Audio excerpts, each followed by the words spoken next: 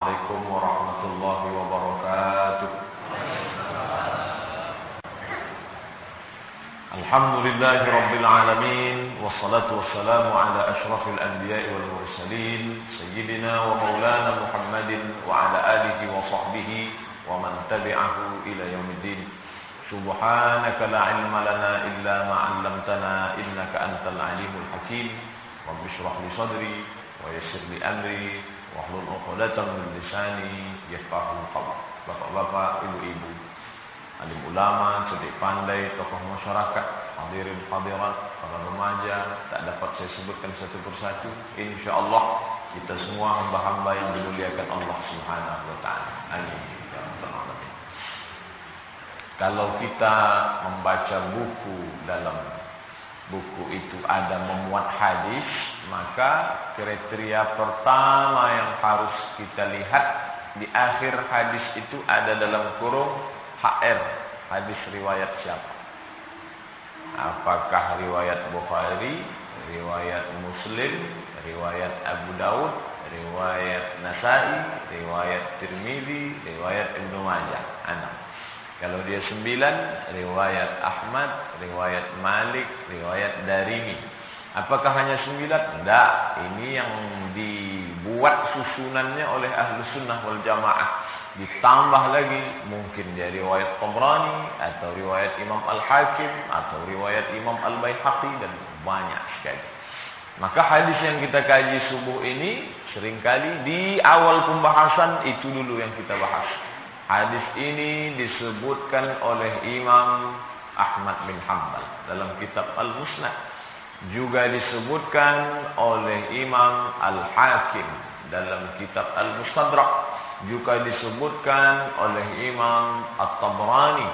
Juga disebutkan oleh Imam Al-Baihaqi. Juga disebutkan oleh Imam Ibnu Asakir dalam kitab At-Tarikh. Oleh sebab itu tak diragukan tentang letak posisi hadis ini dalam kitab-kitab induk. Adapun sahabat Nabi, dari siapa dia? Ini tak terlalu penting. Tapi kalau ada orang menyebutkannya, ini dari Abu Hurairah, ini dari Abdullah bin Abbas, ini dari Abdullah bin Mas'ud, ini dari Aisyah, ini dari Ummu Habibah, bagus. Tapi yang pertama yang perlu dilihat hadis riwayat siapa. Setelah diketahui dalam kitab apa, lalu kemudian hadis yang kita kaji subuh ini diriwayatkan dari 3 orang sahabat Nabi. Yang pertama Abdullah ibnu Umar ibnu Al-Khattab, anak Umar bin Khattab, khalifah kedua. Dia punya anak namanya Abdullah bin Umar, dan salah satu di antara 7 sahabat Nabi yang banyak meriwayatkan hadis. Yang kedua, hadis ini juga diriwayatkan dari Abdullah ibnu Amr ibnu Al-As.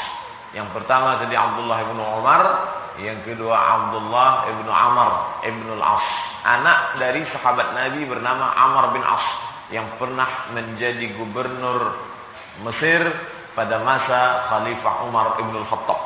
Umar ibn Al-Khattab puncak kekuasaan di Madinah. Saat itu Mesir itu belum negara, hanya sebagai salah satu provinsi. Bapak Ibu bisa bayangkan besarnya negara Islam saat itu. Ibu kotanya Madinah Al-Munawwarah. Mesir yang sekarang negara malah dulu hanya provinsi yang dipimpin oleh gubernur bernama Amr ibn Al-As. Dan anaknya seorang ahli ibadah dan zuhud, juga banyak meriwayatkan hadis, yaitu Abdullah ibn Amr ibn Al-As. Dan hadis ini juga diriwayatkan dari sahabat Nabi bernama Abdullah ibnu Abbas, anak dari paman Nabi bernama Abbas bin Abdul Muttalib. Jadi ada beberapa paman Nabi yang tersebut dalam sejarah. Ada namanya Abbas, ada namanya Hamzah, ada namanya Abu Talib, ada namanya Abu Lahab. Yang Abu Lahab ini musuh, sampai-sampai satu surat khusus untuk dia, tabbat yada abi lahabin wa tab. Ada pula Abu Talib, baik tapi mati dalam keadaan kafir. Sedangkan yang dua ni Muslim, Hamzah dengan Abbas. Abbas ni punya anak laki-laki bernama Abdullah. Jadi 3 periwayat ini namanya 3 Abdullah. Abdullah bin Umar bin Khattab, Abdullah ibn Amr ibn al-As, Abdullah ibn Abbas. Nanti kalau disebut Ibnu Abbas, yang dimaksud di situ adalah Abdullah bin Abbas. Ibnu Umar, yang dimaksud adalah Abdullah bin Umar. Bapak Ibu yang dimuliakan Allah Subhanahu wa taala. Adapun bunyi teks hadisnya, arba'un, kata Nabi. Arba'un idza kunna fika fala 'alaika ma fataka minad dunya. Arba'un. Wahid, isnin, salasah, arba'. Ada 4 perkara. Kalau tidak mau terjemah 4 perkara, 4 hal. Atau 4 poin. Karena kata perkara ini, kalau disebut kata perkara, ada orang Cina tak mau masuk Islam gara-gara ustaz ceramah pakai perkara. Agama Islam punya rukun. Rukun Islam 5 perkara. Dia dengar dari luar masjid, mau masuk Islam dengan ceramah. Dia dengar dari 5 perkara. Hanya 1 perkara 25 juta kata dia. 5 perkara. Tak jadi masuk Islam gara-gara itu. Nah, jadi kita pun tak mau rekaman ini didengar atau dia dengar dari radio 4 perkara. Terbayang dia yang tidak. Arba'un, 4 hal, 4 poin. Idza kunna fika. Kalau 4 ini ada dalam dirimu, ada pada dirimu, fala 'alaika ma fataka minad dunya, maka engkau tak perlu, tak apa-apa, tak jadi masalah, ma fataka minad dunya, kalau engkau tak dapat dunia, tak apa-apa. Kalau begitu Islam ni tak mementingkan dunia. Penting doa kita tadi, Rabbana atina fid dunya. Ad-dunya walaghun ilal akhirah. Dunia ini jembatan. Bahkan Al-Quran melarang kita meninggalkan dunia. Wabtaghi fima ataka Allahu daral akhirah. Carilah apa saja persiapan yang kau buat untuk daral akhirah. Carilah. Wala tansa nasibaka minad dunya. Tapi jangan lupa bagian dunia. Tapi kadang tak semua orang dapat dunia. Sedih hatinya tak dapat dunia. Maka kata Nabi, arba'un, ada 4 perkara. Idza kunna fika, kalau dia ada pada dirimu, maka fala 'alaika ma fataka minad dunya, maka tak mengapa, tak jadi masalah andai kau tak dapat dunia sama sekali. Apa dia yang 4 itu? Inilah yang akan kita kaji insyaallah. Yang pertama yang disebut dengan 4 ini, kata Nabi sallallahu alaihi wasallam, yang pertama adalah hifzu amanatin. Hifzu, menjaga.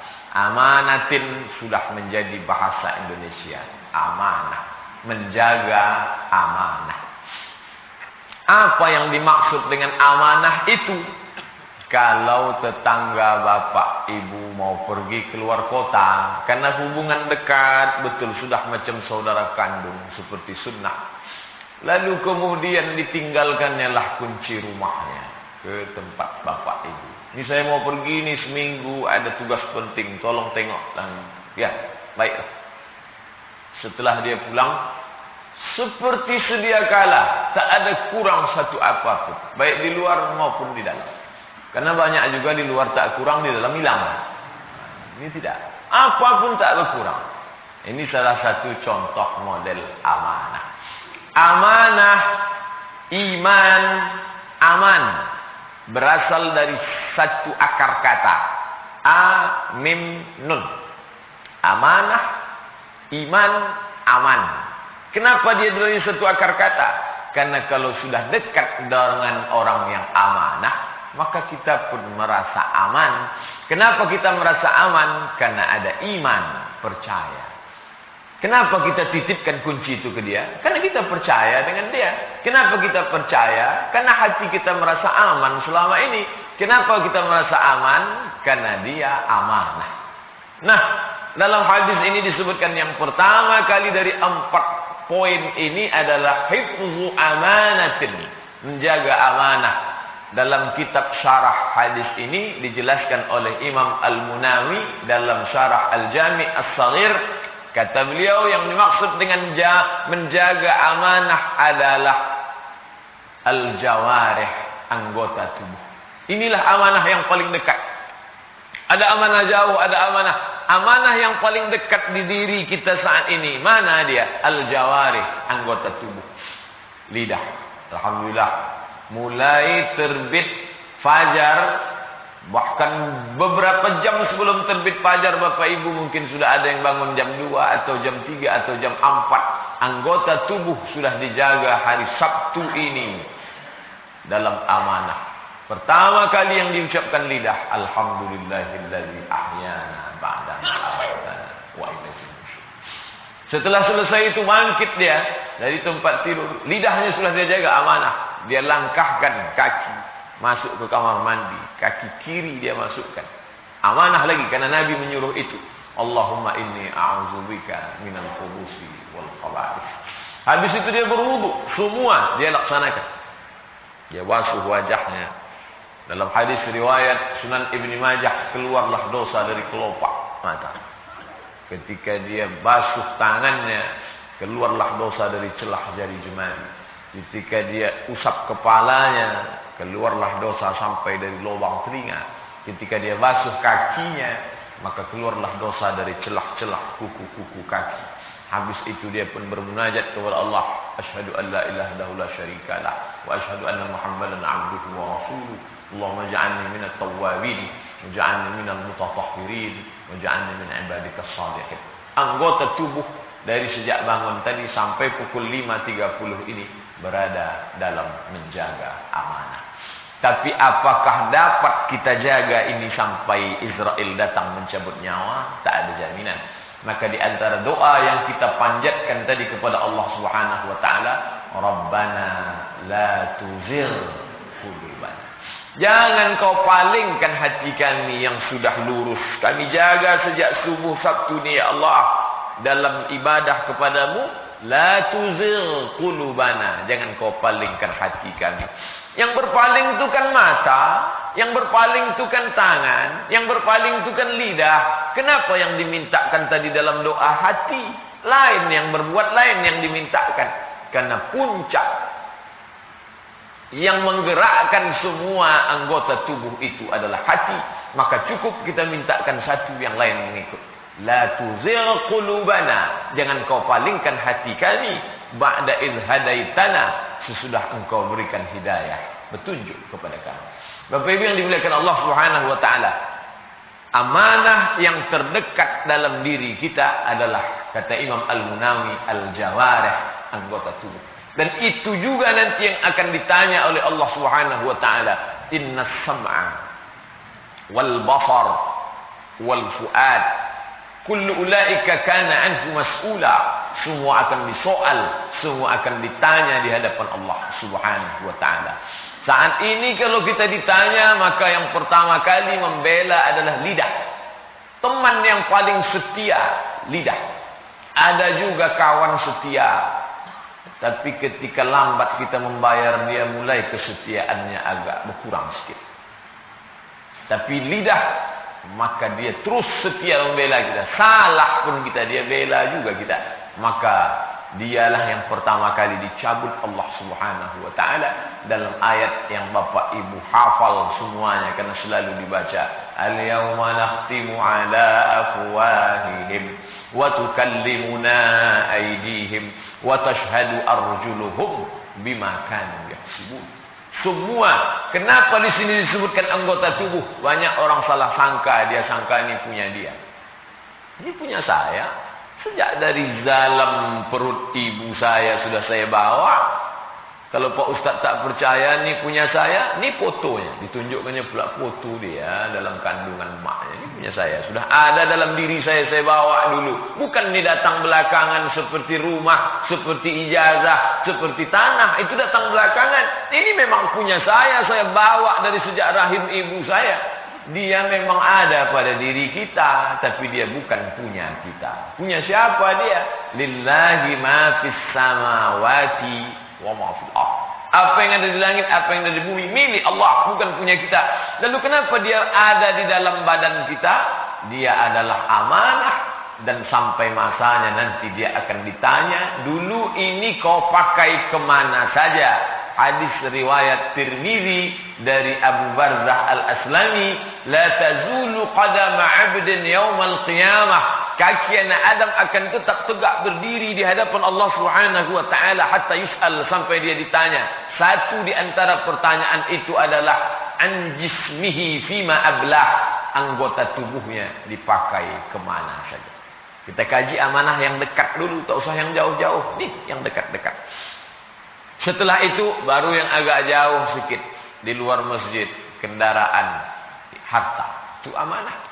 Selama ini kemana dia dibawa? Alhamdulillah, bersyukur kepada Allah. Gas pertama subuh Sabtu ini dia dibawa ke Masjid Al-Falah. Pertama kali bensinnya menetes ke Masjid Al-Falah. Yang pakai solar juga, yang bensin aja saya sebut. Ustaz ini tak ada nyebut solar. Pertama kali dipakai ke Masjid Al-Falah. Itu amanah. Kenapa? Banyak juga yang memakai kendaraannya malam ni, bukan subuh ni. Dari mulai malam tadi sampai pulang subuh kemana?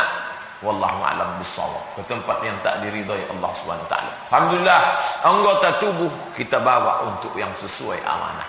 Harta kita bawa untuk yang sesuai amanah. Mana lagi yang lebih jauh daripada itu? Yang mungkin istrinya tak ikut kemari subuh ni, ada di rumah. Atau dia ikut kemari, alhamdulillah. Atau karena satu dan lain hal, maka ini juga amanah. Diminta pertanggungjawaban di hadapan Allah Subhanahu wa taala ketika seorang lelaki berjabat tangan dengan lelaki yang lain, satu calon mertua, satu calon menantu. Saat itu mereka yang sebelumnya haram menjadi halal, yang sebelumnya tak boleh dilihat menjadi dibenarkan oleh Allah SWT. Istahlaltum furujahunna, yang sebelumnya haram kamu lihat, kamu pikirkan pun haram menjadi halal. Siapa yang menghalalkannya? Bikalimatillah, dengan kalimat Allah Subhanahu wa taala. Tapi tak banyak orang yang memahami saat itu dia sedang memindahkan amanah. Yang selama ini aku menjaga dia, saat ini aku pindahkan kepada engkau.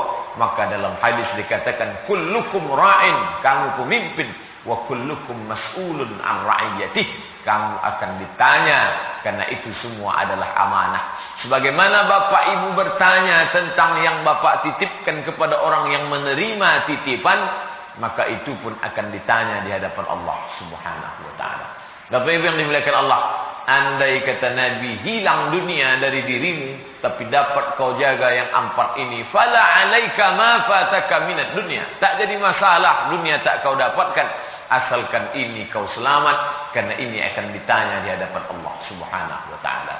Adapun dunia yang sempat kita jalani dalam usia 63 tahun, potong masa kanak-kanak 13 tahun, tinggal 50. Berapa lamalah 50 itu, begitu cepat waktu berlalu. Dulu nampak kita lagi dia anak-anak melompat-lompat, sekarang sudah menjadi ibu anak-anak. Dulu kawan akrab dekat, sekarang sudah tak pergi ke tempat yang lain, tak lagi dapat dikenali. Apa maknanya? Begitu cepat. Maka betul kata Nabi, andai kau hilang tak dapat itu, tak menjadi apa, kata Nabi. Tak masalah. Fala alaika, tak mengapa. Asalkan kau dapat yang ini. Kenapa? Karena berhasil menjaga amanah ini akan diminta pertanggungjawaban. Lulus dia, berapa kenikmatan yang dapat dia rasakan? Khalidina fiha abada.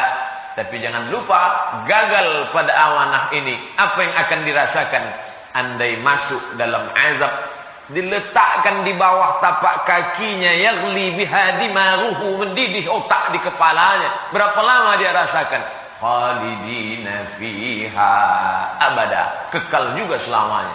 Oleh sebab itu ketika sampai subuh ini kita masih hifzu amanah, menjaga amanah, maka ini nikmat besar yang tak dapat kita balaskan kepada Allah kecuali dengan ucapan alhamdulillah. Itu pula cara Allah Subhanahu wa taala.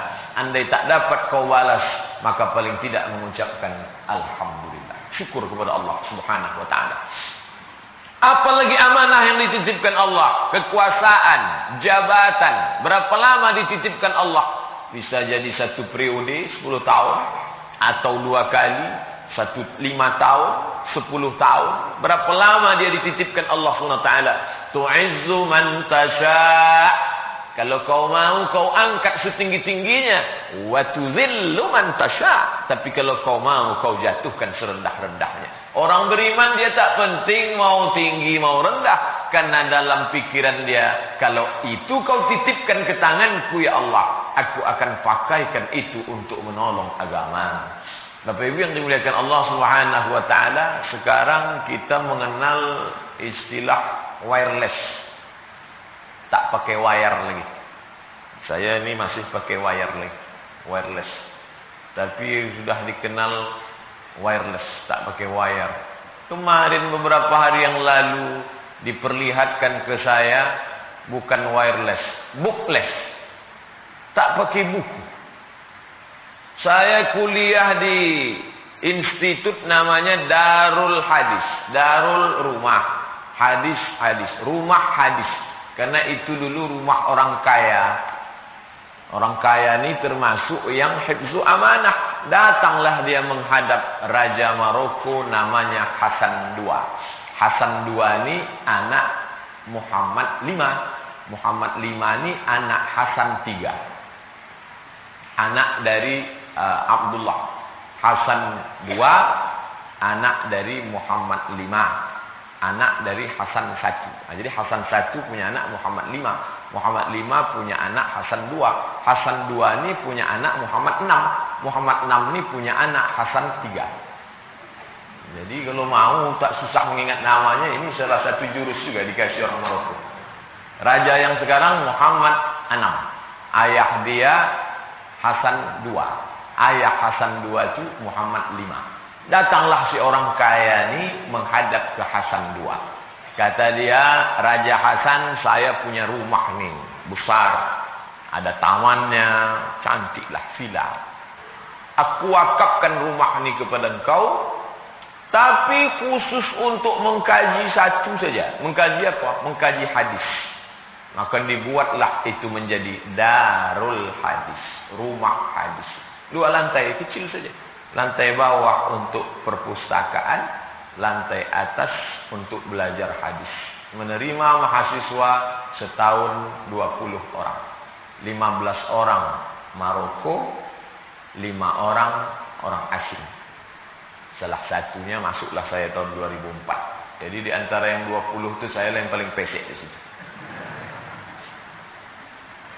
Yang satu punya harta, amanah. Yang satu punya kuasa, amanah. Berjumpa harta dengan kuasa, dibuatlah Darul Hadis, menerima siswa. Kita pun dapat kecipratan jatah untuk meraih ilmu itu. Tapi kami masih pakai buku. Kalau Bapak Ibu masuk ke Darul Hadis, buku banyak. Ini saya diperkenalkan dengan perpustakaan bookless. Ini nanti tak pakai buku lagi Pak Ustaz. Jadi semana mau bacanya? Di depan dah ada layar besar. Mau menengok buku, tinggal klik saja.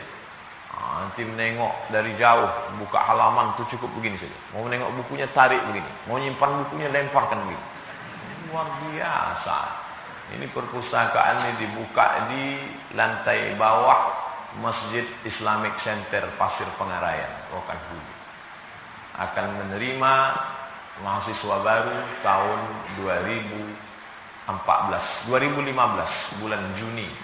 Sebanyak Darul Hadis hanya menerima 20 orang. Sekolah tinggi ilmu Al-Quran ini akan menerima 100 orang. Jadi berlipat-lipat. Kami masih menengok buku. Di sana tak pakai buku lagi. Jadi langsung saja. Oleh sebab itu maka ketika berjumpa harta dengan kekuasaan, maka tertolong agama Allah. Tapi dengan syarat ada amanah di dalamnya. Ini sekedar sampel contoh. Bapak Ibu yang mau membuat yang lain, oh kalau Pak Ustadz bercerita tentang perpustakaan bookless, kami akan membuat les yang lain. Oh, bisa saja macam-macam. Tapi jangan pula saking les semuanya tak ada, apapun tak ada sama sekali. Oh, enggak. Ini maknanya tetap kita wujudkan dalam bentuk yang nyata. Bapak Ibu yang dimuliakan Allah Subhanahu wa taala, hifzu amanatin, menjaga amanah. Yang kedua, kata Nabi sallallahu alaihi wasallam, Wa sidqu haditsin. Sidqu, ini yang selalu kita ucapkan selesai membaca Quran. Sadaqallahul azim. Sadaqa, benar. Orang yang benar itu bergelar Siddiq. Abu Bakar As-Siddiq. Sidqu haditsin. Yang pertama tadi hifzu amanatin, menjaga amanah. Yang kedua sidqu haditsin, benar hadis cerita. Ceritanya benar, cakapnya betul. Tak membuat-buat cakap. Inilah yang sekarang yang payah nih. Kata orang beda kalau meninggalkan duit sama cerita. Kalau cerita sejengkal, itu panjangnya kita tinggalkan agak 2 hari, bisa semeter, bisa 1 kilometer. Tapi kalau duit kita tinggalkan 1 juta, insya Allah 1000 perak pun tak bersisa lagi. Apa maknanya? Yang kedua ini, sidqu haditsin, cerita yang benar. Sekarang ini cerita banyak tak benar. Sampai-sampai balik ke Hasan II lagi. Anak dari Muhammad V. Hasan II berpesan kepada anaknya, nak, nanti kalau kau baca koran, yang perlu kau percaya itu 2 saja, tanggal sama harga. Mohon maaf kalau ada bapak ibu wartawan. Bukan saya yang bilang, Raja Maroko. Kalau marah-marah sama dia. Apa maknanya? Saking banyaknya berita tak benar. Cerita tak betul. Makanya dalam Islam diajarkan, inja'akum, kalau datang kepada kamu fasiqun, orang fasik, binaba'in, membawa berita yang tak betul, fatabayyanu, dalam qiraat lain fatasabbatu, check and recheck, periksa dulu. Ini betul atau tidak? Maka yang kedua ni, sidqu haditsin. Ceritanya bukan tanggung-tanggung, dengan pakaian resmi. Saya berjanji, wallahi tallahi billahi, saya akan menunaikan amanah ini dan saya akan bersedia ditempatkan di seluruh Indonesia dari Sabang sampai Merauke. Begitu selesai pengambilan sumpah tu langsung ngurus kemana kira-kira bisa pindah bulan depan. Padahal sidqu haditsin, cerita betul, bukan tanggung-tanggung. Tak percaya tak orang ini dengan Quran Pak Ustaz? Bukan lagi Quran. Quran tu langsung diletakkan di atas kepala.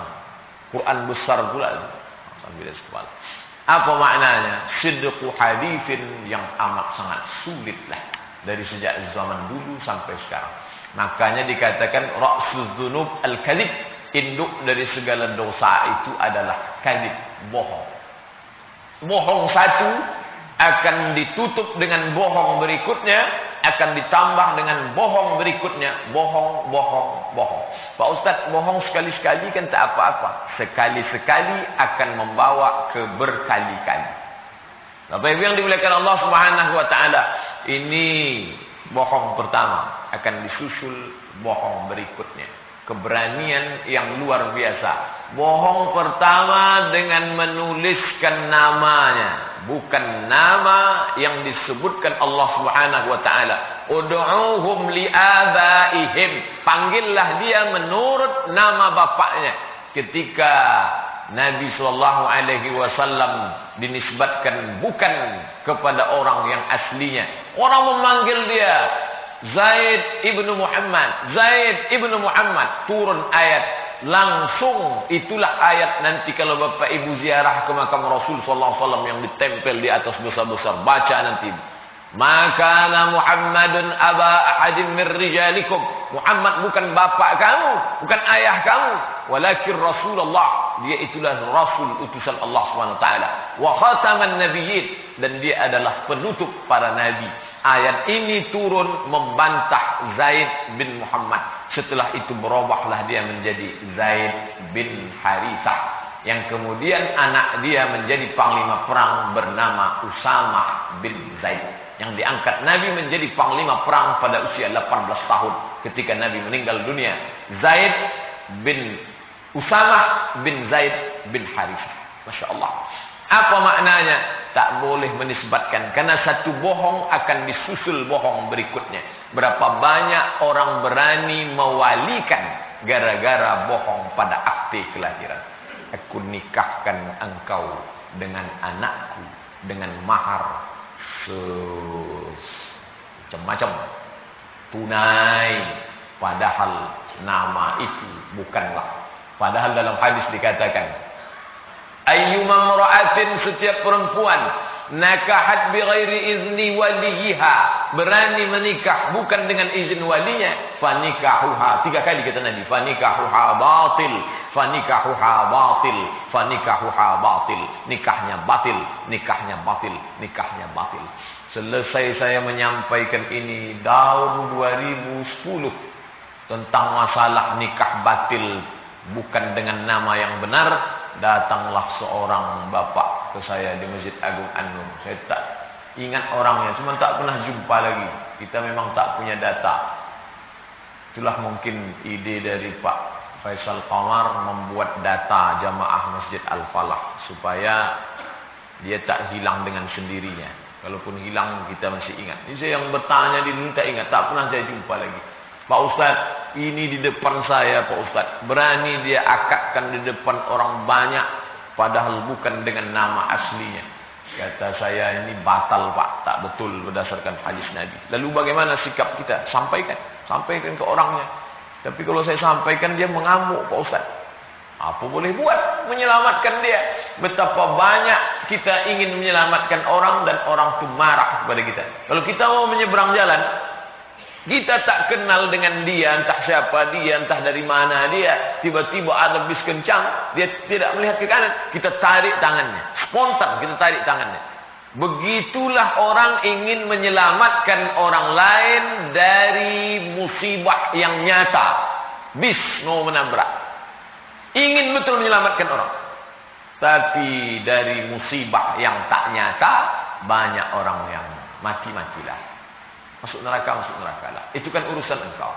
Tapi yang dimuliakan Allah SWT, sidqu hadisin, bercerita benar dalam kehidupan sehari-hari maupun dalam urusan keluarga. Dalam pengajian ini juga yang sampaikan yang benar-benar saja, yang tak betul tak usahlah. Untuk mengelabui orang banyak, mengaku ustaz kabir, mengaku tuan syekh besar, mengaku tak ada orang lain yang tak berilmu di Pekanbaru. Nah, ini tak perlulah. Karena Allah Subhanahu wa taala yang menilai. Wa qul i'malu, berbuatlah. Fa sayarallahu amalakum. Allah yang akan melihat perbuatan kamu, wa rasuluhu, rasul yang akan melihat, wal mu'minun, dan orang beriman yang akan melihat. Ada satu hadis, datanglah seorang laki-laki menghadap Nabi SAW. Ya Rasulullah, bapak saya mati dan dia dalam keadaan kafir. Lalu kata Nabi, dia masuk neraka. Begitu Nabi mengatakan bapakmu masuk neraka, dia pun sedih. Lalu pergilah dia. Pergi dia meninggalkan Nabi dalam keadaan sedih. Lalu Nabi segera panggil dia. Ta'al, mari kemari. Dia pun datang lagi. Apa kata Nabi? Abi wa abuka finnar. Kau jangan sedih, bapakku dan bapak engkau pun masuk neraka juga. Lalu orang pun menyimpulkan bapak Nabi masuk neraka gara-gara bapakku dan bapakmu masuk neraka. Ditanyakan masalah ini ke saya bilang bapak Nabi tak masuk neraka. Begitu menurut ahlu sunnah wal jamaah. Kenapa? Karena Allah mengatakan dalam Quran, wa ma kunna mu'azzibina hatta nab'atsa rasula. Kami tidak akan mengazab orang sebelum Rasul datang. Abdullah itu setelah Nabi Muhammad atau sebelum Nabi Muhammad? Sebelum. Bapak ibu membaca itu setiap berzanji. Walamma tamma min hamlihi syahrani ala ashhuril qamariyah. Ketika sempurna hamil dia 2 bulan, tufiya bil madinatil munawwarati abuhu Abdullah.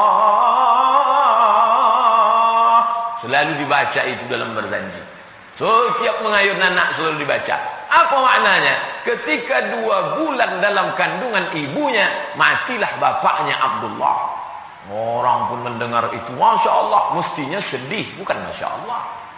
Sedih karena bapaknya meninggal. Wa ma kunna mu'azzibina, kami tak akan mengazab hatta nab'atsa rasula, sampai kami mengutus rasul. Lalu yang dia maksud abi, bapakku di situ siapa? Pamanku Abu Talib. Lalu cerita itu pun sampailah. Kata Ustaz Abdul Somad, paman itu bisa dipanggil abi? Oh, bahasa Arab dari mana itu? Abdul Somad tak paham bahasa Arab seolah-olah. Padahal dia 4 tahun belajar di Mesir belajar bahasa Arab. 2 tahun di Maroko. Kalau cerita lama tentu onta lebih lama lagi. Ini bukan cerita lama, ini kan cerita belajar. Bahasa Arab dari mana itu? Paman dipanggil abi. Penggunaan paman kepada paman dipanggil abi itu umum. Syekh Ibnu Utsaimin pun menyebutkan itu dalam tafsirnya.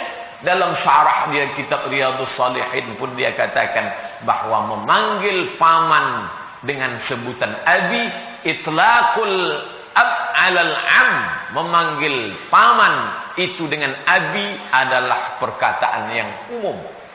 Oleh sebab itu maka sampaikanlah dengan apa adanya, jangan mengelabui orang banyak hanya karena ingin betul kata Nabi, sidqu haditsin, menyampaikan dengan yang benar, karena ini semua akan diminta pertanggungjawaban di hadapan Allah Subhanahu wa taala.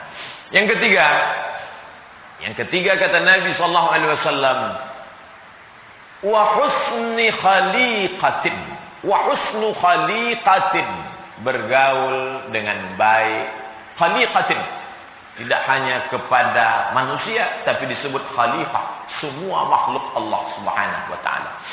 Banyak orang bersama manusia bagus, bergaul sama manusia, tapi ketika bersama dengan binatang, Umar bin Khattab pernah menjatuhkan hukuman ta'zir kepada seorang laki-laki yang menyiksa keledai karena memberi beban yang di luar kemampuan keledai. Bayangkan. Kami kan tak berinteraksi dengan binatang zaman sekarang, Pak Ustaz. Memang kita tidak lagi pakai keledai setelah ada truk. Kita tidak lagi pakai kuda setelah ada kendaraan bermotor. Tapi banyak orang masih memelihara binatang, tidak dia pedulikan makannya. Maka muncullah lagu di Sangkar Emas, menceritakan bagaimana sakitnya binatang. Senang dia menengok binatang itu menjerit. Bagus suaranya Pak Ustaz. Diadakan lomba binatang menjerit. Padahal berkicau. Padahal kalau dipanggil lah yang paham bahasa binatang. Kira-kira apa yang dijeritkan binatang? Dari sejak muda dia sampai tua disangkar. Bisa jadi yang dia teriakkan itu nikah, nikah kata dia. Tapi kata orang bagus suaranya Pak Ustaz. Penyakit. Oh, kalau begitu Pak Ustaz melarang memelihara binatang. Tak, bukan dilarang. Apa dalil boleh memelihara binatang? Ketika ada sahabat Nabi punya anak laki-laki namanya Umair. Dia punya burung pipit namanya Nughair. Lalu ketika dia menangis burungnya itu mati, datang Nabi bercanda dengan dia. Ya Umair, ma fa'alan Nughair. Wahai Umair, apa yang sedang dilakukan burung pipit? Padahal burungnya sudah mati. Ini menunjukkan takriri bahwa Nabi membolehkan memelihara burung. Kiaskan yang lain. Ikan boleh, tanaman hias, tapi cukup makannya, cukup jangan sampai menyiksa binatang. Husnu khaliqatin. Kenapa Ustaz tak bahas hubungan dengan manusia?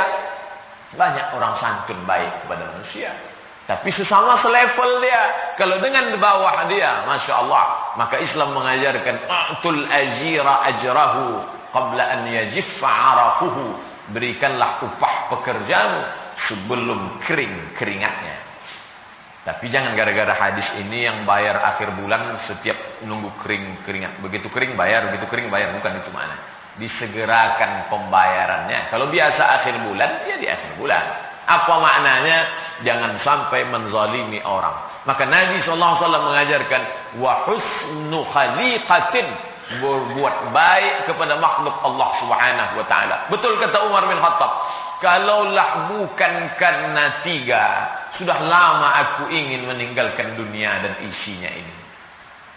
Salat, baca Quran, dan berjumpa dengan orang-orang saleh. Ketika dunia ini terasa sempit, saat itu dia mengadu kepada Allah. wajjahtu wajhiya lilladzi fatara as-samawati wal arda hanifan musliman wa ma ana minal musyrikin.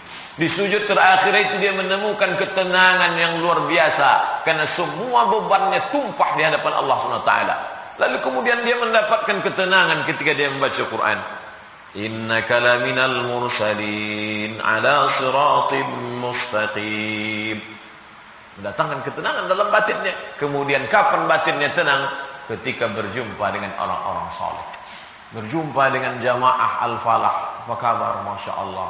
Berjumpa besok subuh Ahad di masjid. Nanti malam pula berjumpa dalam masjid bersama Dr. Afrizal Nur mengkaji, mengkritisi tafsir Al-Misbah. Besok subuh ketemu lagi di majelis Dr. Mustafa Umar. Masya Allah. Berjumpa dengan itu yang mendatangkan ketenangan batin. Maka dalam hadis dikatakan, fala alaika ma fataka minad dunya. Tak mengapa kalau kau tak mendapatkan dunia selama yang 4, dan satu di antara yang 4 itu adalah husnu khaliqatin, menjalin hubungan baik. Bapak Ibu yang dimuliakan Allah, dunia ini tak pernah berubah dari sejak zaman Nabi Adam sampai Adam Smith. Dunia ini begini-begini saja. Tak pernah melapang, tak pernah menyempit. Tapi ketika hubungan kita baik dengan banyak orang, dunia ini terasa lapang. Ketika kita banyak merusak hubungan dengan orang, dunia ini terasa sempit. Mau ke pengajian, tak jadi. Mau keluar rumah, tak jadi. Mau pergi ke sana, tak jadi. Kenapa? Karena terlalu banyak musuh. Maka muncul ungkapan musuh keliling pinggang. Saking banyaknya. Maka dunia ini terasa sempit. Oleh sebab itu kata Nabi, husnu khaliqatin, menjaga hubungan baik dengan sesama manusia. Musibah, siapa yang tak kena musibah? Bahkan ketika Nabi SAW ditanya oleh sahabat, ya Rasulullah, man asyadun nasi bala'an? Siapa orang yang paling banyak musibah dalam hidupnya? Kata Nabi, al-anbiya, para nabi, summal amsal, fal amsal. Oleh sebab itu, ma'asaba min musibatin, segala musibah fil ardi, di atas muka bumi, wala fi anfusikum, terjadi pada dirimu, illa fi kitab, semua sudah kami tuliskan di lauhil mahfuz, min qabli an nabra'aha, sebelum kami wujudkan dalam bentuk yang nyata. Semua tercatat.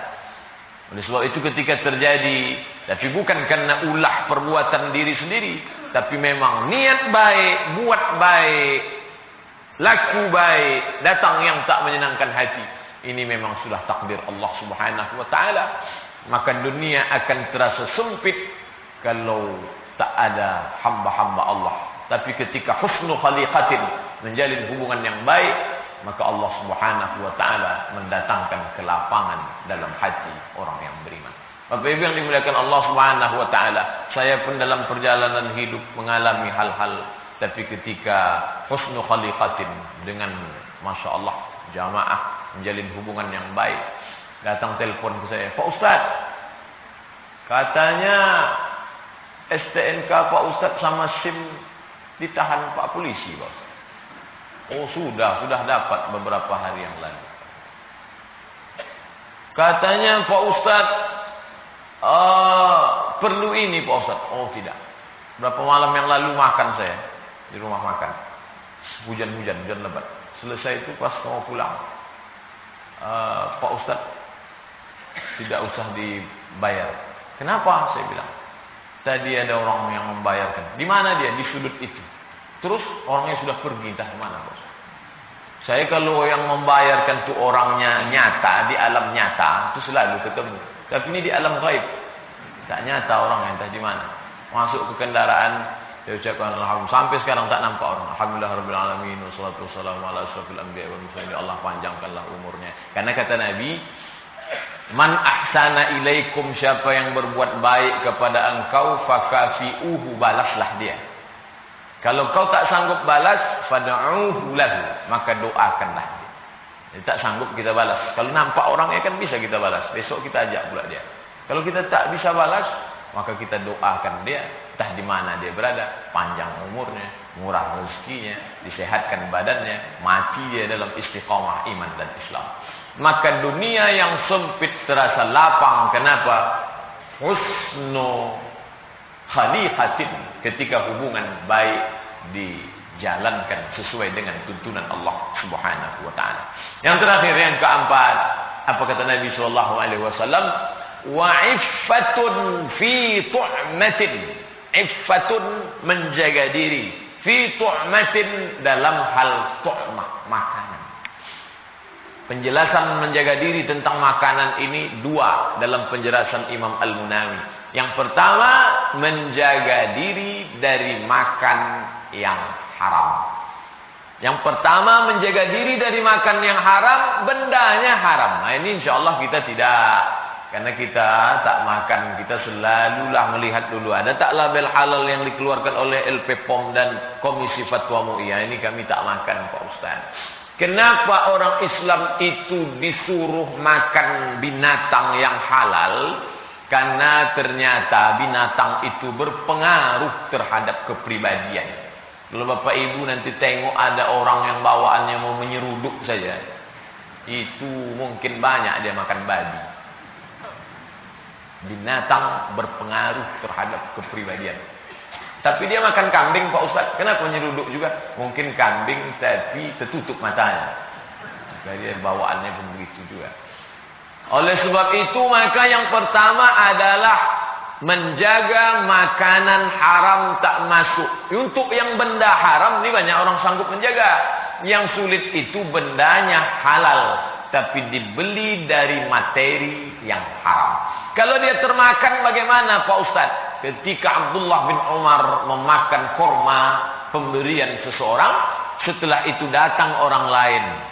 Apa kata dia? Hai Abdullah bin Umar, yang kau makan itu kurma subhat.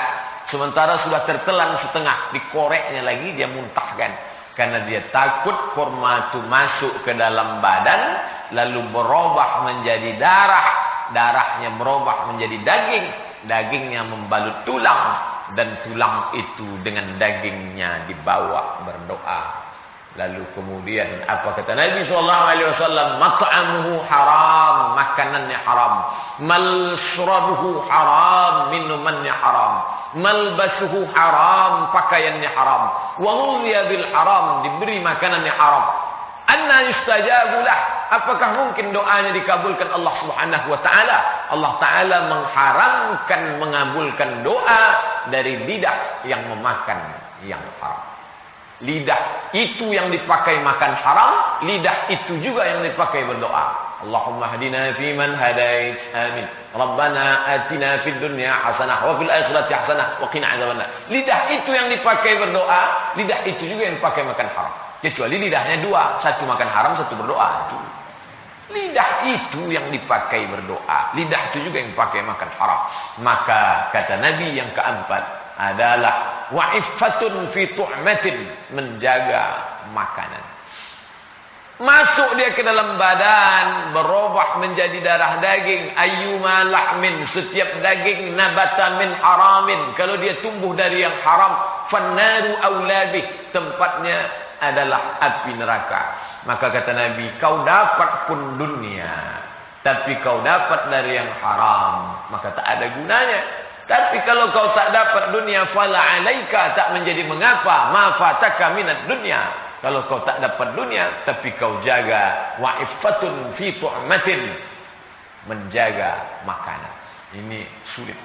Bapak Ibu yang dimuliakan Allah SWT, maka kita hindarkan dari makan haram.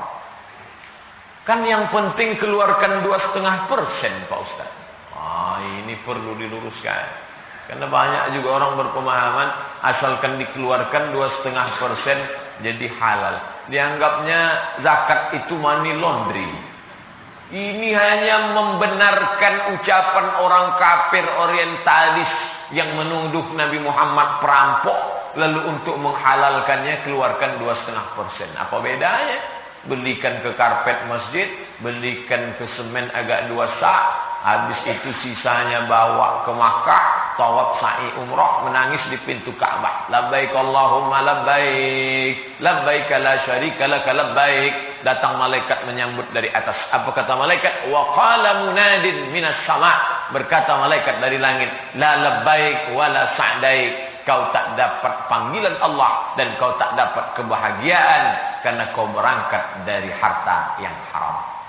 Oleh sebab itu dalam hadis ditegaskan, innallaha thayyibun, Allah itu maha baik, maha suci, maha bersih, la yaqbalu illa thayyiban, dia tidak menerima kecuali yang baik-baik dan yang suci-suci. Maka masuk ke mulut yang baik. Maka salah satu sebab kenapa berat beribadah, makanan halal. Halal menurut pandangan zahirnya. Tidur sudah diatur, jamnya 2 sudah jam dipasang. Kenapa berat juga? Salah satu penyebabnya adalah makanan yang haram. Bapak Ibu yang dimuliakan Allah SWT, itulah kenapa para nabi, para ulama amat sangat takut memakan yang haram. Bukan hanya khawatir di akhirat azab, tapi berat untuk beramal, mendekatkan diri kepada Allah SWT. Alhamdulillah, subuh ini Bapak Ibu perjuangan yang besar di hari yang libur, meninggalkan rumah, sejuk, dingin, gerimis, datang ke rumah Allah SWT. Mungkin salah satu yang menyebabkan ringannya langkah kita karena makanan kita halal-halal, insyaAllah. Amin ya rabbal alamin. Tapi anak-anak kita pun mudah-mudahan mendapatkan makanan yang halal sehingga hidup mereka pun ke depan. Ada orang-orang tua yang amat sangat khawatir anaknya tak makan, lalu dia tanggukkan. Bukan pula pakai tangguk, dia pakai pukat. Kalau pukat itu semua masuk. Ikan paus pun masuk juga. Begitu dibuka tadi pukat, semua ikan beracun pun masuk, ikan anak buaya pun masuk juga. Udah jelas orang mengatakan, Pak itu anak buaya, tak apa-apa, macam-macam ikan juga sedikit. Disuapkan kan. Ini contoh kasus real. Saya lama merenung tentang 2 orang dalam kehidupan nyata. Yang satu ini pakai pukat, semua dia suapkan ke anak-anak. Yang satu ini ya, ikan-ikan halal saja dia kasihkan ke anak. 20 tahun, 30 tahun berlanjut, saya amati. Dari mulai sejarah bapak-bapaknya, tak boleh sebut nama, menjaga kode etik jurnalistik. Sekarang bagaimana kenyataannya? Yang ini, Masya Allah, tak ada menjadi orang. Gara-gara memakan yang haram-haram tadi. Yang ini menjadi doktor, yang ini menjadi doktor, yang ini menjadi doktor, yang ini menjadi dokter. Nah, satu dokter penyakit, yang 3 ini dokter-doktor semua. Yang ini menjadi, Masya Allah, apa maknanya? Ketika ini amat sangat khawatir nanti tak makan, lalu dia berikan makanan yang haram, dia sudah menutup pintu rezeki yang dijanjikan Allah Subhanahu wa taala. Dzalika bi anna Allah lam yakum mughayyiran ni'matan an'amaha 'ala qaumin. Allah Taala tak pernah merubah rezeki yang mau dia berikan. Dulu mau dia kasih 2 ni baik, tapi karena ini menutupnya dengan yang haram, maka dirubahnya dari yang halal. Kau sudah tutup pintu, maka dia sendiri yang menutup, bukan Allah SWT. Dzalika bi anna Allah lam yakum mughayyiran ni'matan an'amaha 'ala qaumin. Allah Ta'ala tak pernah merubah itu. Nikmat yang mau dikasihnya itu, siapa yang merubah? Makhluk itu yang menutupnya duluan. Karena dia kasih yang haram-haram. Bapak Ibu yang dimuliakan Allah Subhanahu wa taala, oleh sebab itu kata Nabi pesan yang keempat, wa'iffatun fi tu'matin, menjaga diri dari makanan yang syubhat dan haram. Inilah 4 yang disampaikan Nabi SAW menjadi bekal buat kita. Dunia dapat, keempat-empatnya dapat, alhamdulillah. Ini yang paling baik. Andai dunia tak dapat, tapi yang 4 ini ada, alhamdulillah. Dunia tak dapat, yang 4 pun tak dapat, inna lillahi wa inna ilaihi raji'un. Bagaimana lagi kita di hadapan Allah SWT? Maka 4 ini, 4-4-nya ada Pak Ustaz, tapi belum lagi lengkap. Memanglah, siapa yang bisa mengatakan, kalau Ustaz tadi mengampilkan 4 itu sudah ada dalam diri saya. Fala tuzakku anfusakum. Jangan kau katakan dirimu suci.